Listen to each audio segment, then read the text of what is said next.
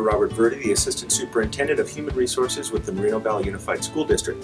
I'm here to talk about our certificated evaluation system. This system was developed over the course of 4 years with cooperation between district leadership and the Moreno Valley Educators Association. This system is based upon a professional set of standards, the California Standards of the Teaching Profession. It is meant to improve instruction and also to be a benefit for the students at all of our sites. The evaluation is based on the California Standards of the Teaching Profession and is a three-step process: pre-evaluation, observation, and the final evaluation. The purpose of this video is to talk about the first step in the process, the pre-evaluation. The first phase of the evaluation system is to assign an evaluator to a certificated staff member, have that certificated staff member complete a self-reflection form, and lastly, to establish goals together for the entire evaluation year. Let's look in on how that process might look like. Hey, good morning, Mr. Vismente. Come on in. Hi, Thanks Mr. for Black. meeting with me this morning to talk about the evaluation procedures and to set some goals for the year. Did you have a chance to fill out the self-reflection form?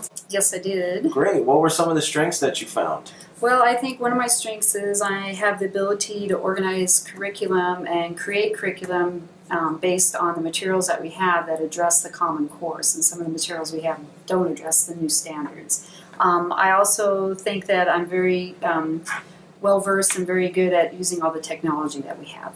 I completely agree. I love coming into your classroom and seeing kids using the smartboard in awesome ways. What was one area that you wanted to identify a goal in? A personal goal I'd like to set is to be able to manage my time better. I seem to have a hard time keeping up with my grading, and I take a lot of it at home, and I'm working a lot on the weekends, and I want to somehow figure out a way where I'm not working so many hours and keeping up with that. That sounds good. All right, and as far as a professional goal, I was thinking something about creating effective lessons that are based on Common Core, since this is another addition to our transition to Common Core. Okay, yeah, that would be very beneficial.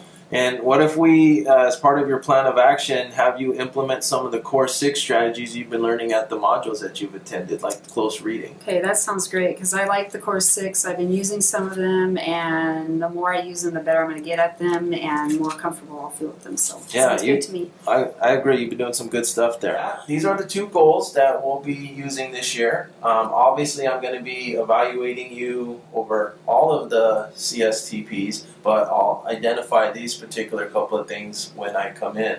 What I'd like to do now is to set up our pre-observation conference and our first observation. Remember, there's 1 scheduled and 2 unscheduled observations. Okay. I see you brought your calendar. Let's look at that together. Well, Susan, thanks again for meeting with me. Thank you. I think we have some good goals in place. I look forward to being in your room and seeing the amazing things you and your students have been doing and will continue to do. Thanks a lot. As you saw from the video, the administrator and certificated staff member were able to collaborate on the goal-setting process. In the event that the administrator and certificated member are unable to agree on goals, the administrator can set a professional goal for the year, and the staff member can also come up with a personal goal for the year centered around professional practice.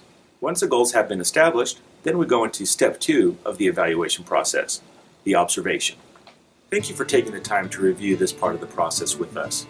Our hope is that the entire evaluation process, with coaching in mind, helps to improve instruction district-wide. If you ever have any questions about the process at all, you are always welcome to call Human Resources. We do continue to make our standard to be excellence on purpose. Thank you.